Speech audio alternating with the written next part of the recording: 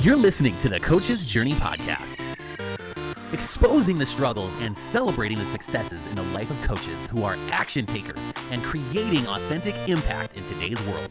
Whether you're just starting out, expanding your reach, or exploding your impact, you're in the right place right now. Stay tuned and be sure to subscribe to this podcast.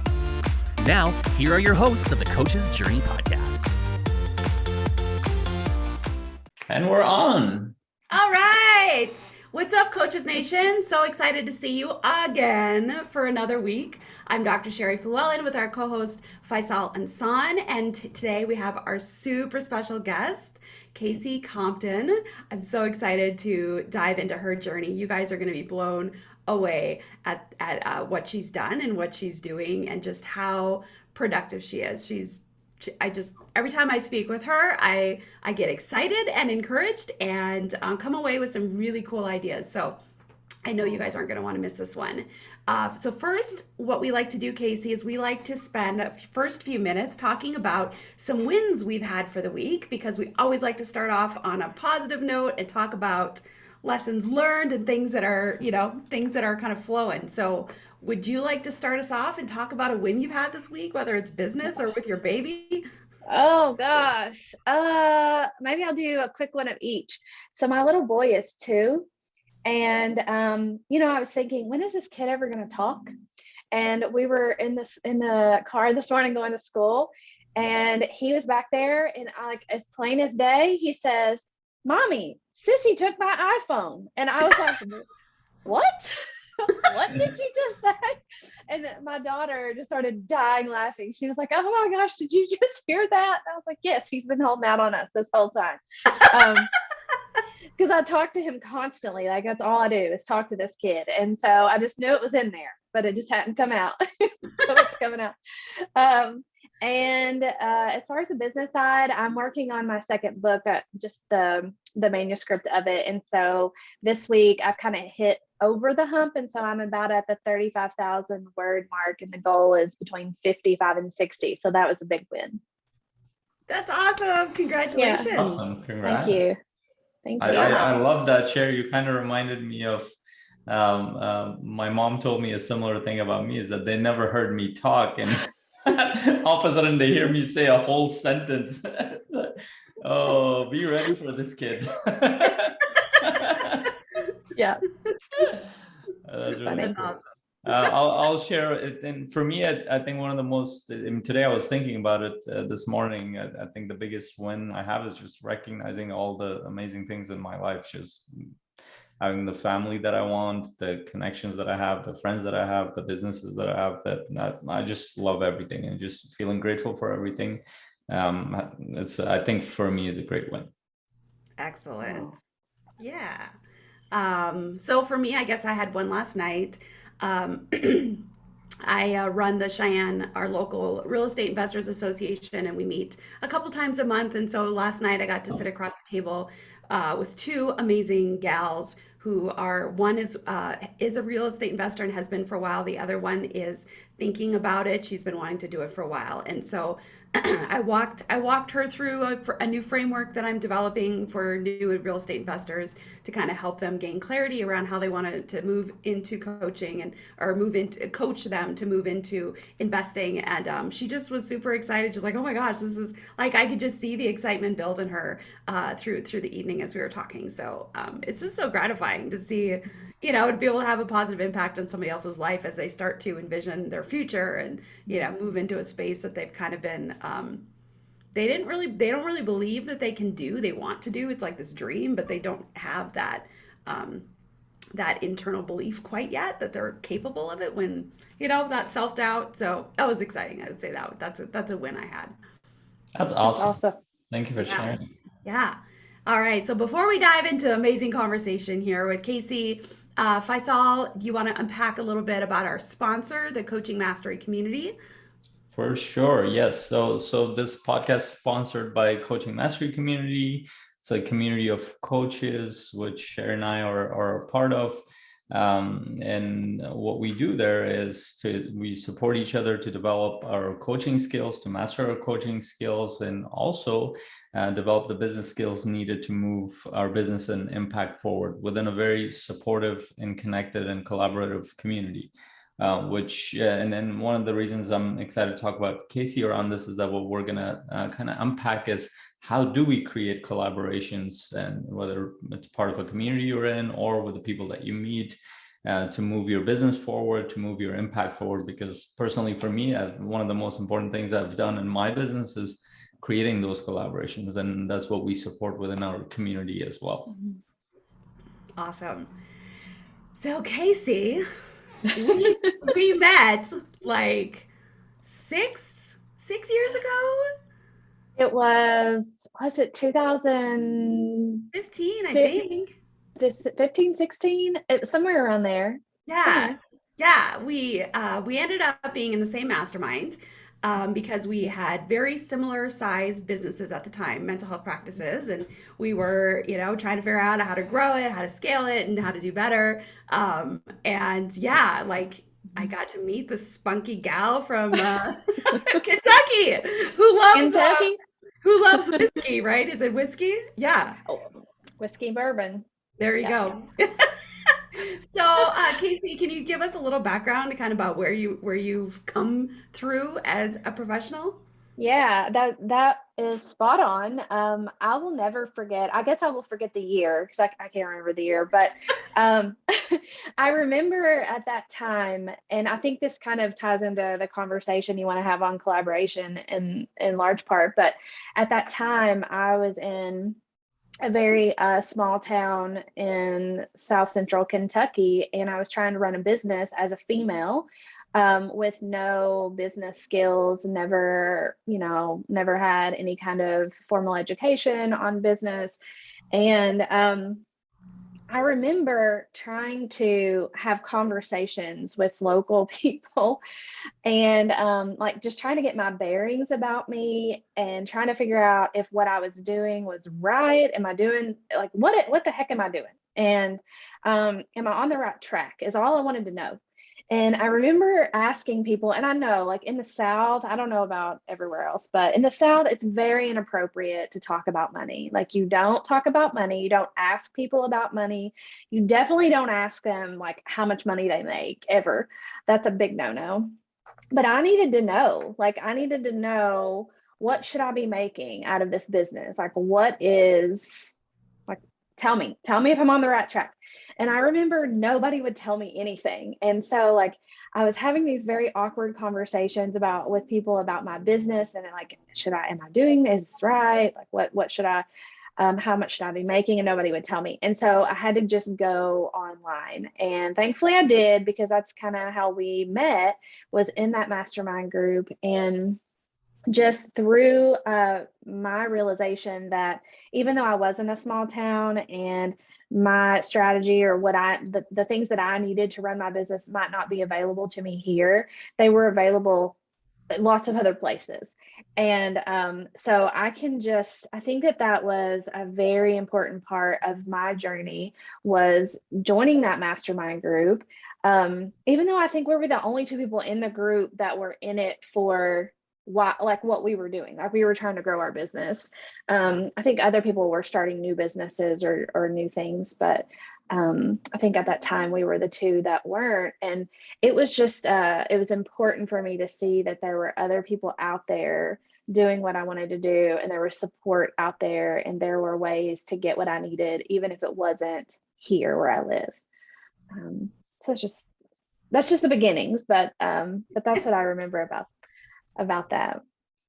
Yeah. So you were growing your practice. You had multi-location mental health practice, and then you grew outside of just scaling that and managing that. You started to add kind of some other things, and your professional time was spent doing some different things. So kind of walk us through kind of how you transitioned into some of those new and exciting things. Yeah. Well, like I said, I was in this little small town, and I'll refer to it as a bubble quite often. I was in this little bubble, and I was growing my business the best I knew how. And I didn't have a lot of money and I didn't have a lot of resources. So I spent a lot of time just talking to people, whether it was bankers, my accountants, my CPA. Like, I just had a ton of questions. I know I drove them crazy. I just wanted to know everything. And so I did that, and I grew my business, and I started learning more about myself and what like some of my strengths and what I really enjoyed doing and what made me happy. And I realized that one of the things that I really enjoyed, and one of the things that challenged me and helped me to feel fulfilled in a lot of ways, was creating systems within a business that would allow me to have what I call entrepreneurial freedom, like the freedom to make decisions outside of the business, to go on vacation, to do the things that I wanted to do, and really live the life that was the reason I started the business in the first place. And so when I started doing those things and putting these systems in place and looking at things from a very mechanical lens in a lot of respects, my business started to grow. And I was approached by a couple different consultants and coaches, and they said, hey, do you want to do some work for me? Like, people aren't really doing what you're doing. You're the only one I know that's kind of doing this.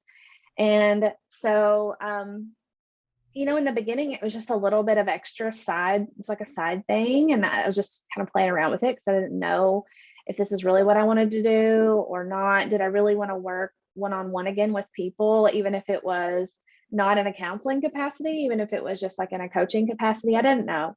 And so, I actually tell this story in the book I'm writing, and it sounds a lot better in the book than me trying to tell it now. But I remember, picking up like my first couple of coaching clients, and I was at home one night and I was kind of doing the books and like going through the numbers, and I was just talking out loud to myself. And my daughter, I think I said something like, I can't remember exactly, but I think I said, I worked 2 hours a week and made, I don't know, like an extra $500.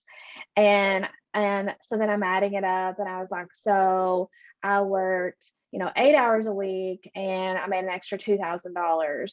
And my oldest daughter at the time, she was like, but mommy, what if you worked, I can't remember what she said. What if you worked like 50 hours a month? How much money could you make? And I started doing the math in my head, and I was like, oh, the effort felt a lot different coaching than it did running the big business.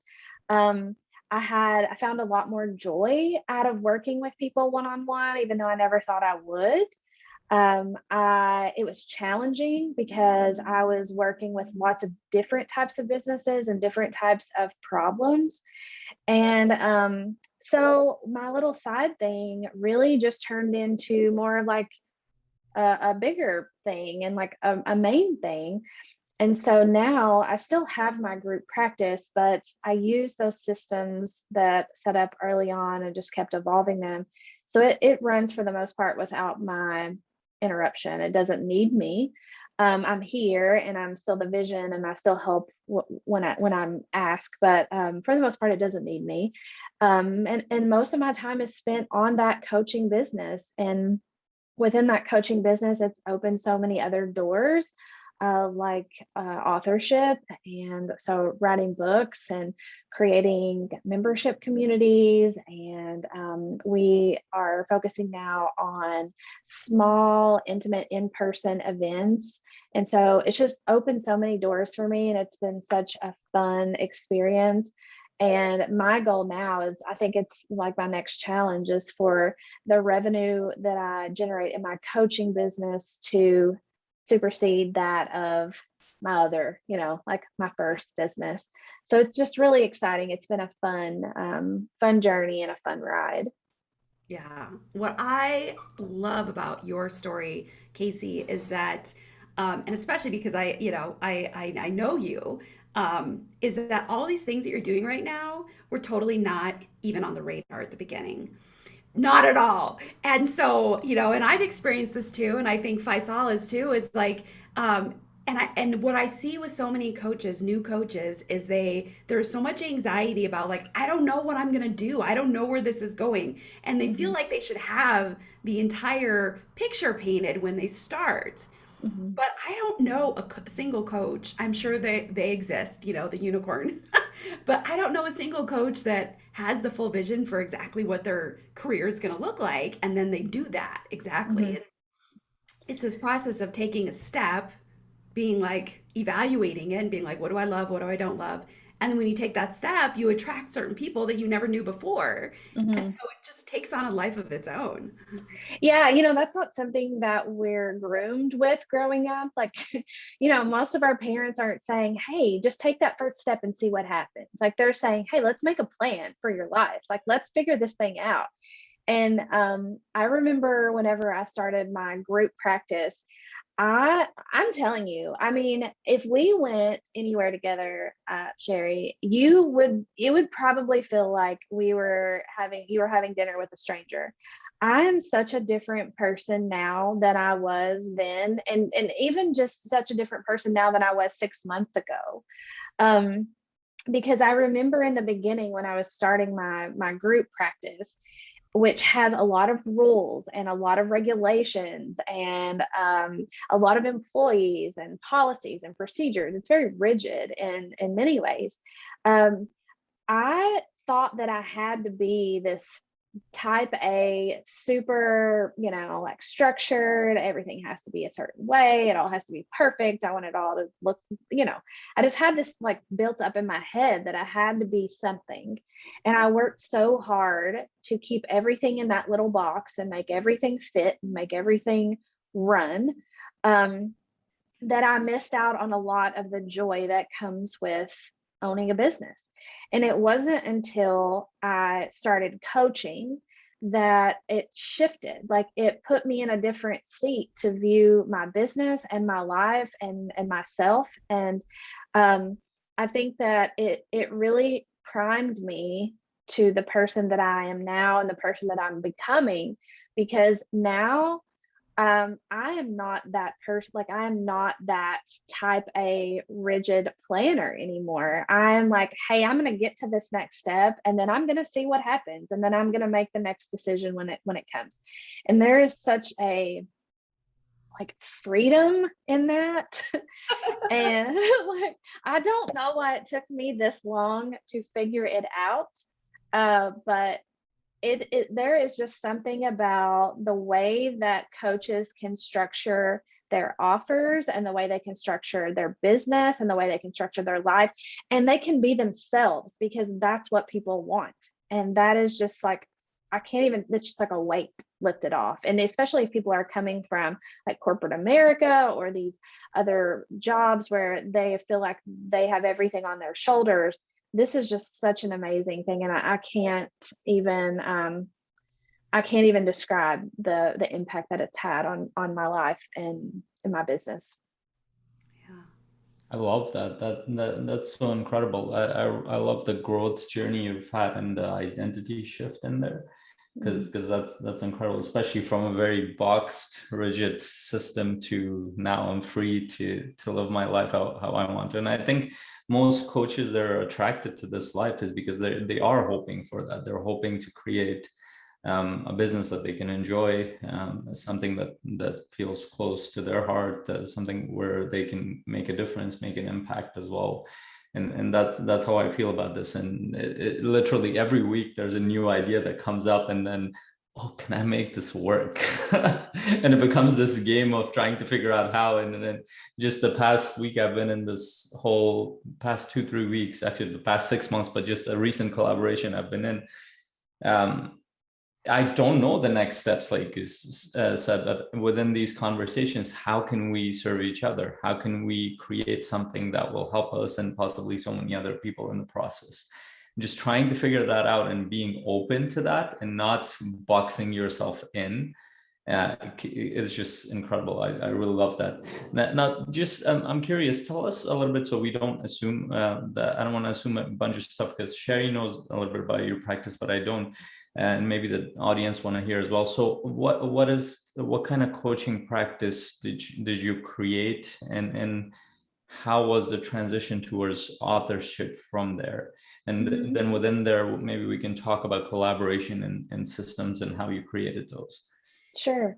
Yeah. So the coaching practice that I built was really, it was focused on what I found to be my strengths in my first business, which was just that systemized achieving order, efficiency and order, helping businesses look at what they have right now. I call it unpacking the kitchen, like pulling everything out of the cabinets, everything out of the drawers, getting rid of all the crap that we don't use, finding stuff that we wish, we knew we had, but we couldn't, like we just keep buying the same thing over and over again because we can't find, because we don't take the time to go in and unpack the kitchen.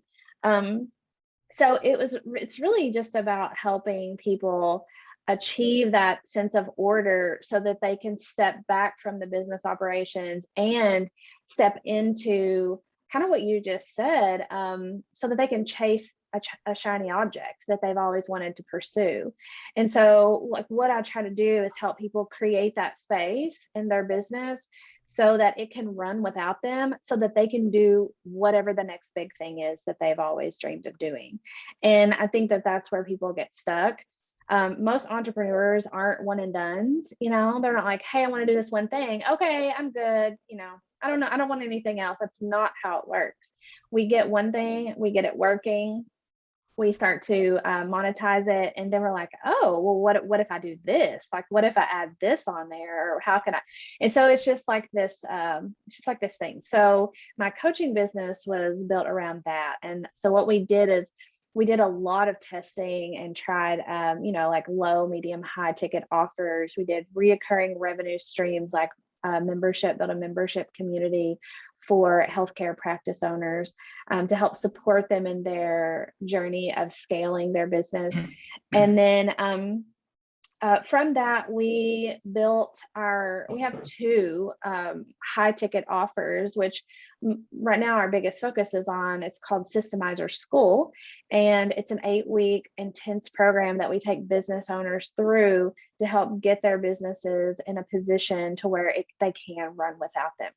And so that led into authorship in a lot of ways, because I think accessibility is important, and not everyone can afford to go through a coaching program or a mastermind at the level that they may need or want.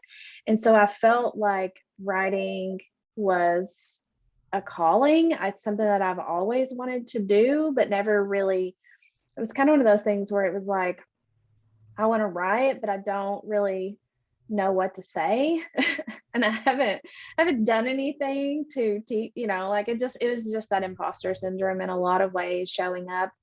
And so through my coaching business, I was able to work with thousands of business owners, and their stories empowered me to move forward with writing the first book.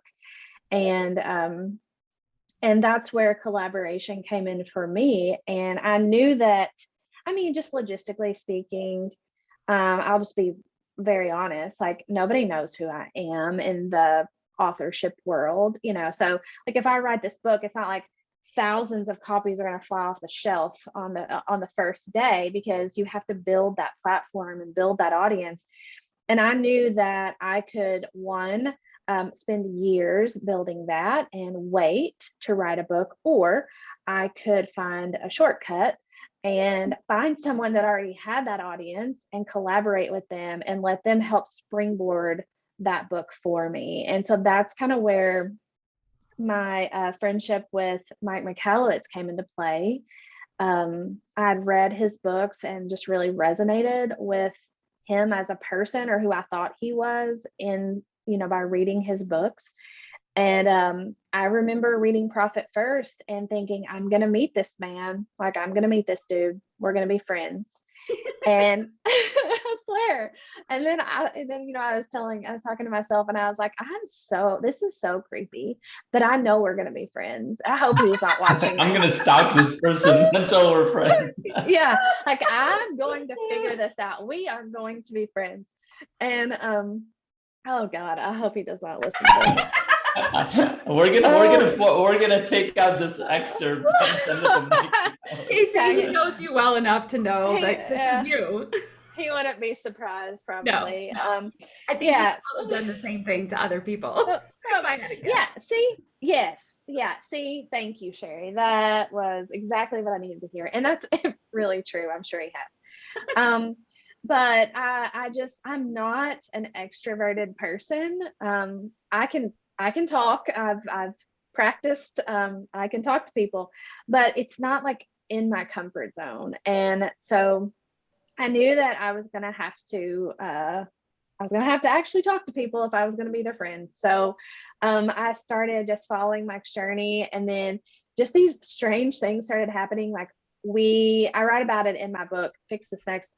But we were both at Donald Miller's Story Brand conference in Nashville, and I was sitting in the front row, and Mike was like over to the side, and I just was looking around, and I thought I saw him, but I wasn't sure. And I was I was like sweating. I was over here sweating. Like, oh my God, oh my God, oh God, is that really him? And I wanted to just like stay where I was and just watch him, and like feel him out. Because really what I wanted to know was, is he really what he says he is? Like, is he legit, or is this all just fake? Like, is this just does he have this like ghostwriter that writes all his stuff and he's really just a dork, I really wanted to know that. So I battled with myself, and I was like, I'm gonna go talk to him. And then I was like, no, I'm not. And then I was texting some of my friends, and I was like, should I do it? Should I go? And they were like, yeah, go. And so I stand up to go, and I swear I could not feel my feet. Like, I could not move. And so I ended up going. And I'm sure I sounded like the biggest idiot ever was, but I introduced myself and I said, hey, I know this sounds weird, but like, I've read your books, and I read Fix This Next that you just launched, and it really resonates with me. And I think that there needs to be a book written with this framework, but for healthcare providers. And he was like, dude, okay, let's do it. And so, from then on, we just kind of continued that conversation. And I have gone to New Jersey a few times to his events. We've developed a friendship, and it's just one of those things where I'm thankful that I saw that path and realized that there was an easier way to do things. And sometimes it's just about sticking your pride to the side and not being afraid to look ridiculous or sound ridiculous. And because if you were to ask him, I think our friendship is now mutually beneficial. Like, I can help him and he can help me, and that collaboration was a big part of that. Thank you so much for sharing how being vulnerable and sharing with our audience how mortified you were. Because I don't know about you, but sometimes I look at, the folks that are super successful and that, know other super successful people, and it feels like, oh my gosh, it's like completely unattainable or out of my reach, or, what am I going to have to offer, whatever. And so your story is just awesome for that reason, because you're like, okay, I gotta. And so you just, you made an attempt, and it worked. And yeah. Did he actually say dude? Did he say dude? Oh, yes. Yeah. Yes. He, like, I will tell him now, like, do you know my name? Like, do you actually know my name? Because he calls me dude bro all the time. And it's just, and then I will say this about him too. This is funny. He does not remember this, but I do. So that Nashville trip, that was just one time that we like met. Before we sort of became friends. The other time that we met was at a conference. He was keynoting and I was speaking at the conference after him. And I was 9 months pregnant. Like, I mean, literally I was due pretty much while I was there. I just knew that I couldn't miss the conference, but I really should not have been there. And the midwife that I used at the time was like, you really don't need to be going. And she was like, you need to take someone with you that can deliver this baby because you're probably going to have it in the car. And but I was going, and I wanted to meet him, but I was nervous. And it was kind of like all the people that were there knew how much I respected him professionally. And they were just kind of like pushing me to go meet him. And I wouldn't do it because I was so nervous. And when I finally, we actually just ran into each other, like literally ran into each other. He spilled his whole drink all down my dress right before it was my time to speak. I mean, and it looked like I had just gone, like my water broke because I was so pregnant and I was soaked. And so, just all these weird things happened with him. And I just knew, I was like, all right, we're meant to be friends because this is just too random. Yeah. This is hilarious, but it's incredible as well how simple it is to connect to people. But we make it complicated in our head. And what you mentioned, I bet probably every human being, every coach has dealt with, is that we want to connect with somebody. But in our head, the thing that comes up is, oh, they have achieved this, that, and the other. How am I going to add value? But in the process of looking at their accomplishments, their role, we forget the human being behind. And I loved what you said, that you resonated with his message, you resonated with him, and that was really powerful. It was funny because I've done these kind of collaborations with people who were ahead of me. For example, it was Jason Goldberg. I read his book like 3 times, Prison Break.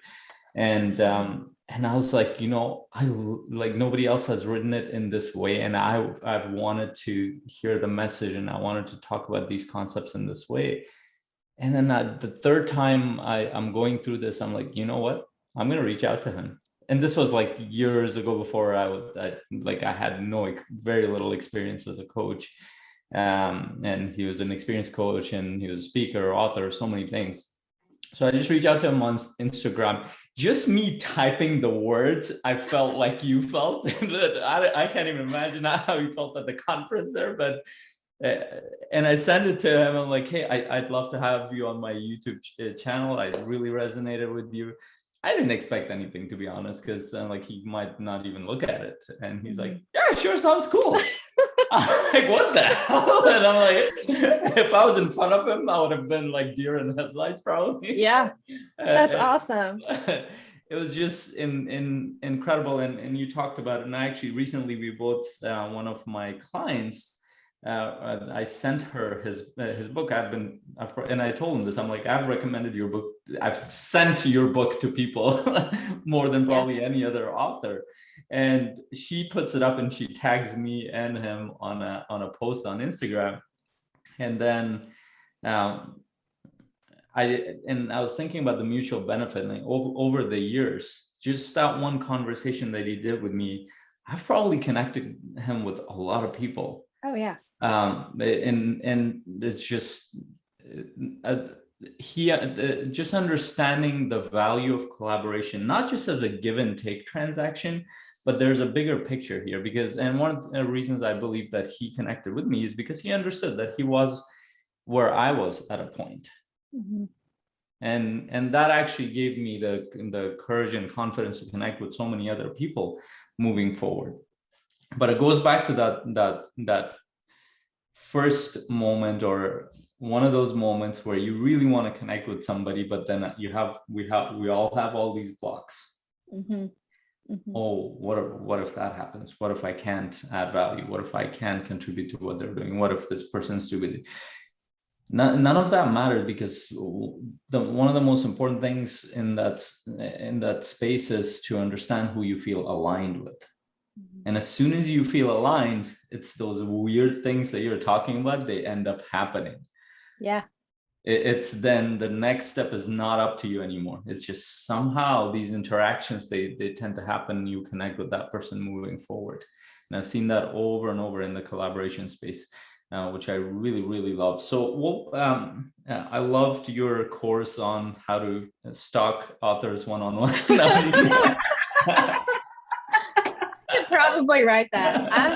Look, I have no shame, no pride anymore. It's like, whatever. Oh, I love will that. do it. And actually, one of the things that comes out, like it's fun. I find this funny that most of the things that we're taught to be very careful with, you talked about, nobody talks about money in the South. It's just everywhere. Everybody's uncomfortable. And Sherry knows that if somebody asks me, I'll tell them, like, I'm making this much. It's not a big deal. What are you gonna do? Come take it from my account? And it just gives people like so with that, or reaching out to somebody, like these are all things that we're taught. And as coaches, or as people in this in the influencer space or thought leaders, we're meant to help people break these down. And the first place that starts with is in our own experience. Yeah. And that's you had the courage to kind of look at those thoughts, look at those limiting, boxed in, rigid patterns of thinking, like, you know what, maybe there's more to this. And I loved in the beginning when you shared that you had a lot of questions. And I bet that had a lot to do with your movement forward, because you were curious to learn versus, hey, I know this. Yeah, that's really cool. So how did that lead to you collaborating more with people and creating those systems? And what would you suggest? Let's say somebody is starting out their business, how would they leverage this kind of collaboration? Let's say they don't know who they feel aligned with. Like, what are they looking for to collaborate with people? And then we can talk a little bit about the systems. Yeah. I think one of the best things that people can do as coaches and just humans in general is tapping back into that childhood wonder that we have, like that curiosity. And if you don't know who you feel aligned with, then figure it out. Like, go, listen, invest. One of the best things that I did early on as a coach was investing in myself. And so, Mike would have different things that he was doing. And if it felt like something that would benefit me professionally, then I would consider signing up for whatever he was offering. Same with, my friend Jeffrey Shaw. Like, these people started out as, Jeffrey wrote the book Lingo, and he just published The Self-Employed Life. He's a coach, author, speaker. These people started out as coaches in a lot of ways for me. So I paid them to help me work through something that I was doing. And in return, we have a friendship now. And so I think that investing in yourself and like knowing that value for yourself and knowing that you deserve that is huge. And then investing with people who you are aligned with is nice, because, Mike alone, I remember having a conversation with him pretty early on, and he was like, look, Kasey, like, don't go out here and try to make friends with Tony Robbins tomorrow. He was like, find the person that's one level up from where you are, and like really go after that connection and that relationship, because then you're going to have access to all of those contacts that person has, and then they're going to help move you up the ladder. And he has been great, because he has introduced me to people that I would have never met if it weren't for that relationship. And also, I think that when you're dealing with influencers and people who are on this level that you're seeking to be, they're very protective over their own network. And so they need to know that you have genuine interest and that you are a good human being before they will open you up to their network. I was meeting with Dory Clark yesterday, and I don't know if listeners know her, but she has some really great business books on entrepreneurial you, and she just wrote a new one, The Long Game, and they're amazing. And I was talking to her about some things, and she was like, look, Kasey, because I was talking about, like, where do I want to be? Like, where do I want to, where maybe move? Like, I don't know. And she said, just tell me where you want to go, and I'll make some phone calls. She was like, I will help you. I will get you in a position to meet people that can talk to you and help move you up in your career. And so I think that just valuing those connections that you do have and nurturing that relationship is super important. The best thing that I've ever done. I got excited talking about that part of it, and I forgot the second part of your question. So can you tell me what it was again? I love that. I want to unpack that a little bit, because you said something really powerful, and I've heard the same exact thing. Brendan Burchard talked about this years ago, where that, because he's like, I get a lot of messages from people who want to collaborate, but they're nowhere close to where I am, which I completely understand, because he is in a very different space and he's collaborating with people where that's mutually helping them. But what he did suggest was exactly what you just said, was to find people who are around the same level as you and work with them to move forward.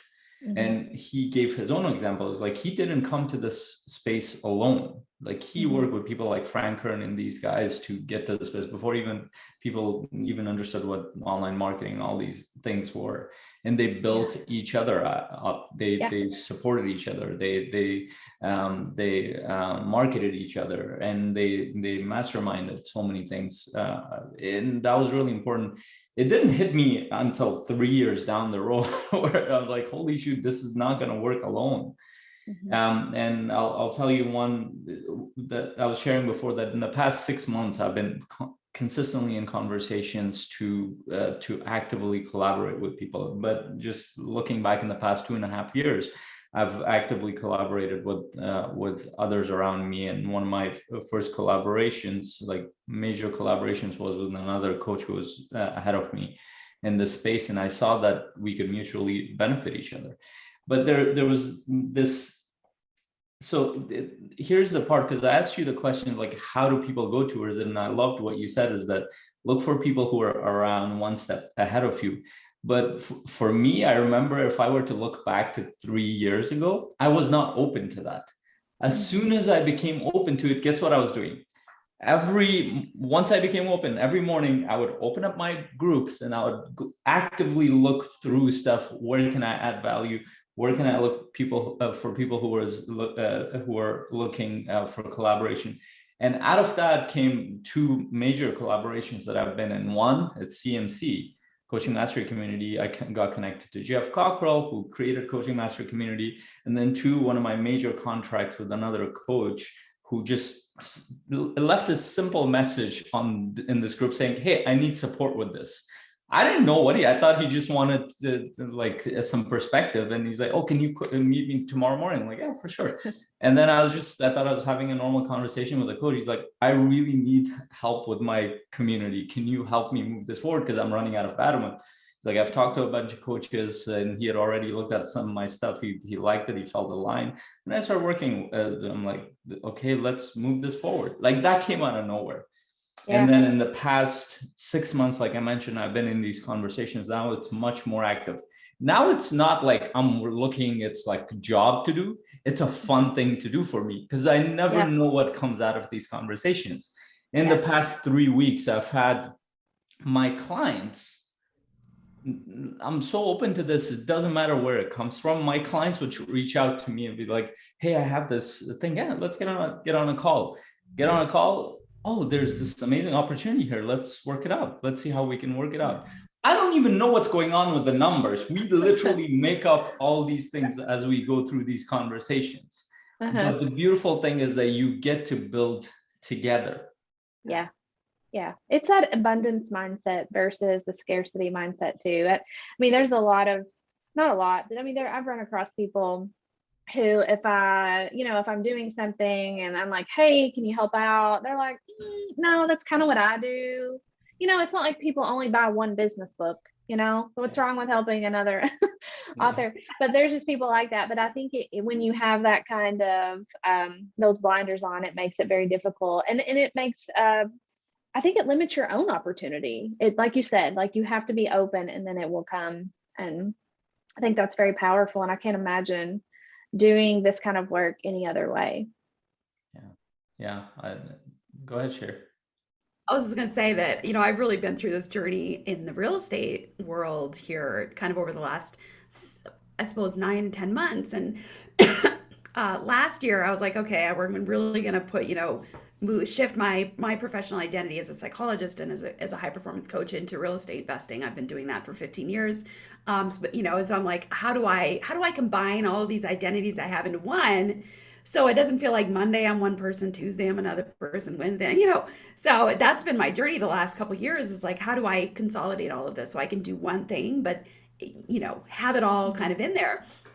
And as I've worked in the real estate investing space and as a coach, especially locally, I can totally feel you, Kasey, when you're in a small town and you try to have these conversations. It's there, and so I've really struggled that locally people don't really want to talk about real estate investing if they're actually active, because of the scarcity mindset that, I need to protect my deals. And if I share what I did last time, then people are going to know my secrets. And now all of a sudden I'm not going to get any more deals. And so it's really been a challenge in that way. But I've noticed that as people get into larger investments, what in the real estate world we call syndications, there is an absolute need to collaborate. Like most people can't buy an $8 million apartment complex all by themselves. Like they need a whole team around them to not only with the financing, but to do the due diligence and stuff like that. And so it's just interesting, even in the same world, there's still some different mindsets kind of depending on what people are doing. And so it's just been interesting to observe kind of where people are at in that, and which has just given me the clarity to decide, oh, well, if I, maybe I'll shift into this area where the collaboration already exists, instead of beating my head against the wall and trying to get people to change their perspective, which, we all know doesn't work if they don't want it. No. Yeah. Yeah, I love what you said, because it's a lot of times our natural tendency is like, let me find somebody around me to see, which is fine. There's nothing wrong with that. But one thing I've noticed with coaches and people who are in this kind of world, especially in the world of growth, they outgrow their local environment pretty fast. Yeah. And then it just becomes a matter of decisions. Like, just like Kasey made that same decision around, well, where do I find these people? She went towards the mastermind. I've done similar things, and I know, Sherry, you've done that too. Is how do we connect? And this is becomes more profound if you look at how human beings connect with each other. A lot of times we're given this idea is that the people you need to connect with is your friends and family and the people you're around. But if you actually look at the history of human beings, some of the most amazing civilizations that have come to be came out of these kind of collaborations. It started with a bunch of people who had no blood relationships, who had no friendships. They felt aligned towards a common cause, towards a common purpose, whether that was the beginning of a religion, a beginning of a community, a beginning of an empire. These people just felt aligned towards a bigger vision together, and they started working together. And all of a sudden you see like this incredible thing that comes out of it. And over time, they become like family and friends. Over time, they become a tribe and a community. But that didn't happen in the beginning. And this is something that we've forgotten. And I feel like just the kind of world that we're in, the world is going towards trying to understand where we all fit in. Yeah. And fitting in doesn't always come from the people around you. And fitting in doesn't mean that you have to box yourself into the world that you were given. Maybe it means that you need to, one of the best quotes that I've seen to this day I remember is that if you're born in a world where you didn't fit in, maybe you were meant to create a different one. That is amazing. And I swear I was just sitting here thinking about that. I've been thinking about that very thing for about a month now. And I think so many people especially, like when I was growing up, I would have never thought to go outside my local community to start a business. Like that just wasn't, I would think, okay, let's reach out to local people who would use my service. And, speaking from someone who honestly, in most ways, I've never really felt like I have fit in where I live in my community. And maybe that's just me. Maybe others don't feel that way, but that's how I have felt. And I can't imagine what my life would look like right now if I spent that energy trying to fit into something that maybe I wasn't meant to fit into, and what it would look like if I wouldn't have had the confidence to go outside of my community and find, like Sherry said, I mean, I could have beat my head against the wall for years and still it got me nowhere.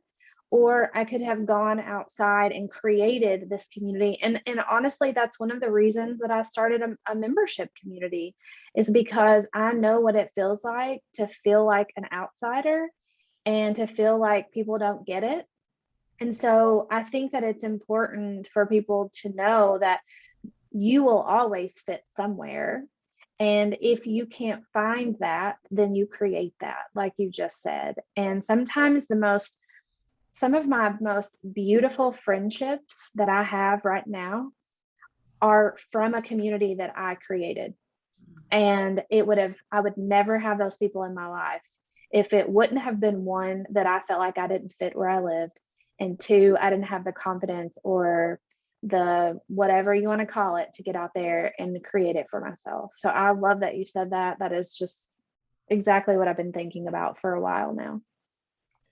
Yeah, and I feel exactly the same way. So last week, Sherry knows one of our community members, one of my closest friends. She came and visited us from Massachusetts, and I met her at Experts Academy at one of Brendan Burchard's event 5-6 years ago. It's just like literally we were waiting in the line, and now she's close friends with me, with my wife. She's business partners with my wife. Sherry knows her, Lisa. I took a whole week off. We spent the whole week together, met other friends, went around in Ontario, Canada. And our kids think of her the same as they think of her aunts and uncles. They literally call her Chala. Lisa, Chala in my language means just aunt. It's just, I don't see that to be different because we feel aligned and at levels that a lot of times I don't feel aligned within my family and friends. That doesn't mean I love my family and friends less, but there is something with that connection and working together to build something that matters. And I think it's so incredibly important, especially in this day and age, because every human being, I don't care where you're coming from, we're all trying to understand how the world is going to turn out. The whole world is in a state of flux, in a state of change. A lot of the systems that were in place, they're not working. A lot of the thought processes are not working. A lot of the older ideology is not working. We're learning to create a new world. And that requires you to be courageous. That requires you to put yourself out there. Maybe just the fact that we have a lot of the people in the influencer and the coaching space, and I've seen that in the real estate space, the fact that we have this contrast of not feeling like we fit in, that is more of an indication to go out there and create these things, which is very exciting. But I wanted to go towards the system piece. And it connects with collaboration, because one of the things you talked about, the freedom lifestyle that a lot of entrepreneurs want. And one of the things that I've been thinking about is, well, how do I not... I love what I do. Like, I could be sitting here for 16 hours a day and having these kind of conversations, whether with clients or with you guys, but I also understand that I want to connect with my family. I want to create a life for ourselves too. I want to create it. I want them to remember me, my kids to remember me as somebody that's connected to them. I want to connect with my wife. Mm-hmm. I want to be connected with the friends and family here. And obviously I'm also modeling this for my clients, for the people that I'm creating an impact for in their life, because if I'm not living that, then what message am I sending? So I was thinking about how would I, because I have a membership program, it's a group coaching membership program. Initially, my thought was, well, I'm going to build this and I'll get this many clients and then I'll collaborate with some coaches. That completely flipped around in the past few weeks. I'm like, no, I'm like, why am I waiting? Why can't I collaborate with other coaches to bring in clients, especially those coaches who are working towards building a community like this, but they don't have the bandwidth, or they're involved with multiple things, but they already have a coaching practice. And as I started thinking about it, that was the key for me to create more of that time freedom, because I don't need to do all the work here, actually most of the work here. I just need to connect with the right people and create a mutual partnership that serves all of us in the process. And I also thought about where I was a few years back. Had I had something like this, I would have jumped on that, because it would not only serve me to grow, but it will serve my business. It'll serve me to create that time instead of struggling to move forward. And I also incorporated a mentorship aspect of this for coaches who might be less experienced than me. So for me, that system means is that, one, the time is being divided. Two, we're creating something in there that's more automated. It's once it's set up, we don't need to kind of go in there, change everything. And we're trying to do a similar thing in CMC, in Coaching Master Community, as Sherry would say. So when you look at these kind of communities, whether it's membership community or something else, how do you, or any aspect of business, how do you see people beginning to think about systems and to create them in a way where you can have your time freedom and you're not always working, and you have that space to actually live your life too? Yeah. Well, I think it's kind of twofold. So one, it's reverse engineering a little bit. It's like starting with how much time do you have and how much time do you want to spend, and then making sure that you create the system in alignment with that. But I like to look at the client journey, and when you're thinking about systems, so I want to look almost like the funnel that the clients come into, all the way from the lead through the sales and the onboarding and like the whole entire process. And so the system, whenever I'm thinking about that, is I just kind of draw out that client journey and what does that look like. And then once you draw that out, you can start to identify where those bottlenecks and congestion points are, specifically around your involvement. And so then that's really where you start to take a look and say, okay, at this point in this funnel and this journey, this is where I get sucked in. Like, this is where the time that I'm spending is happening. And is that necessary for the quality and the outcome of this program? Or is this something that could be delegated or automated? And a lot of it is just that trial and error. It's like, okay, let's set this up. Let's make sure that there are as few steps as possible, that we are using and leveraging technology to the best of our ability, that you have someone else overseeing it. Like, there's no way that I could run my membership program and respond to the emails and take care of the scheduling if I didn't have an Emily who's downstairs right now. Like, there's no way. It wouldn't even be worth it. Like, it would not even be worth it for me. So I think having someone that you trust, that's competent in the ability to understand systems. Some people just don't get it, and you don't want to beat your head against the wall trying to teach it. Like, you have to find someone that kind of has that efficiency brain and can realize when they're wasting a lot of time. And so I think it's a combination of that, like looking at that client journey, making sure that you have assistants that can help facilitate that client journey, and then reverse engineering, how much time and energy do I really want to put into this? If I wanted to grow my consulting business to $2 million tomorrow, I could do that.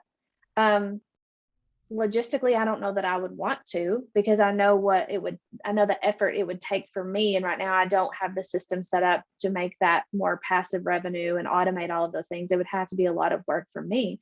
So it's like a conscious choice of, I can do this, but is it worth it? And how much of my time and energy in my life do I want to devote to it right now? Mm-hmm. I love the idea of starting with the end in mind and kind of reverse engineering.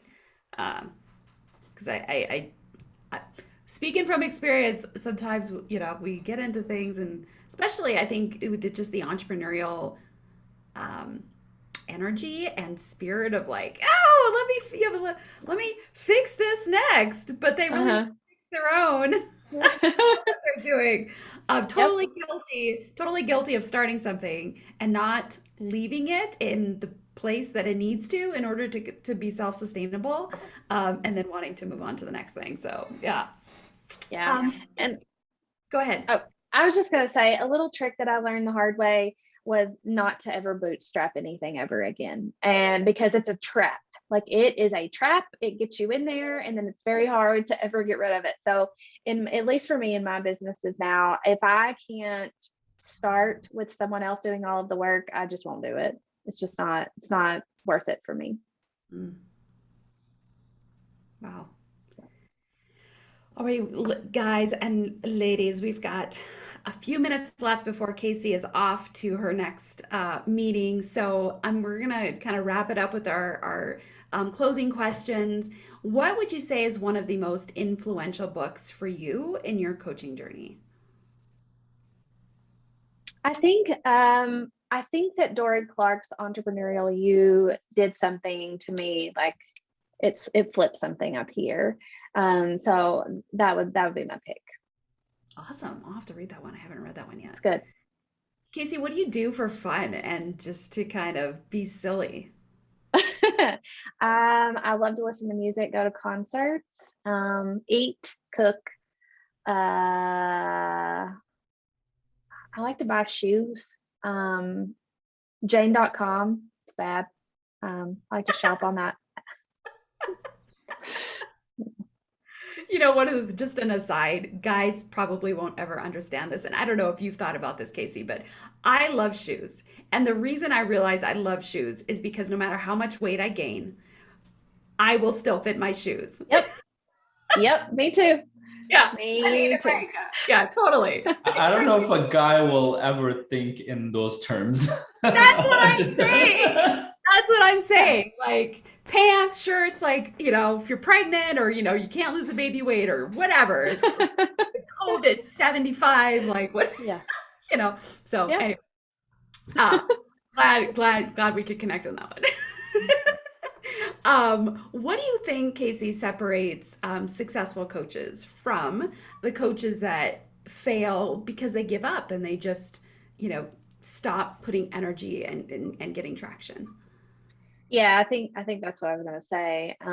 It's because they give up. I think being flexible and open-minded, just knowing that if something doesn't work, it doesn't mean it doesn't work because you suck, or it doesn't mean it doesn't work because it's a bad idea. It might mean that it doesn't work because you didn't market it correctly, or the message was off, or you were targeting the wrong people. Or I think just being relentless when it comes to solving a problem. That problem solving ability is key.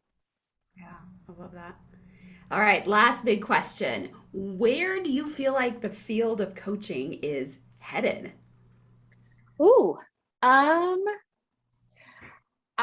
don't know. But I do think that, there's no capacity when it comes to coaching. The sky's the limit. Anything that we can dream, I think we can create and we can do. And so I think we're going to see more and more coaches, more and more specialized coaches. I can see it getting more and more like, this is the very specific type of coaching that I do. And I think that those coaches will be wildly successful. So I don't know, but it's going to be fun to see what happens and where it goes. And I'm happy and glad I'm a part of that community. That's awesome. I'm in a large online marketing coaching program, so that I can better kind of refine what I'm doing. And Pedro Adeo, who is like they call him his nickname is the Challenge King. So when you're launching stuff and you do a challenge before you do your big offer, like that's kind of what he's really developed successfully. And anyway, he's got this phrase which I love. He's like, develop a niche so tight that only you fit. Oh, I love that. Yes. I know, right? Yes, do that. Yes. Do that. Like, keep on adding things to it. Like, his favorite one is that there was like this gal in Latin America, and so her niche was Spanish speaking, Latin America, Christian, homeschooling mothers who want to do calligraphy around the Bible. I love it. Try matching that. She had like 8 or 9,000 people in her challenge. Love Like, it. so anyway, so that's his like flag star, like super micro niche, Yeah. or niche, depending on what part of the country you're from. It's like, so I love it. But yeah, I mean, let's Awesome. figure out who we can serve best. Yeah. So Kasey, where can people find you online? Yeah, find me on social media. That's the easiest, quickest place. On Instagram, Facebook, and website, which you can find all of that through social media too. So just go to social media. Do you have a name picked out for your book that you're writing so that people can snag that once it comes out? I think it's going to be called Watch Me. Watch Me, not Stalk Me. Not Stalk Is Me. that from your stalking experience? Uh, No, Maybe there may be some blips of, but there's going to be some spinoffs. We're going to have Watch Me Launch, Watch Me Systemize, Watch Me. And these will be like hardcover bound workbooks that will come in conjunction with the book. Oh, so yeah. Awesome. Yay! Thank you for being here with us. It was such an awesome conversation. Yes. Yeah, thanks for inviting me. I love it. Yeah, your energy and your enthusiasm for what you're doing is infectious, and I love it. Oh, thank you. It's good to see you. You too. All right, people. Thank you so much for watching. I know that you got some encouragement, some wisdom, some excitement out of this conversation, and we look forward to seeing you guys and having you, watch and listen again next week. Yeah, Bye. make sure you like and share. And Yes. we'll see you guys next week. Yes. All right, perfect. You're listening to the Coach's Journey Podcast.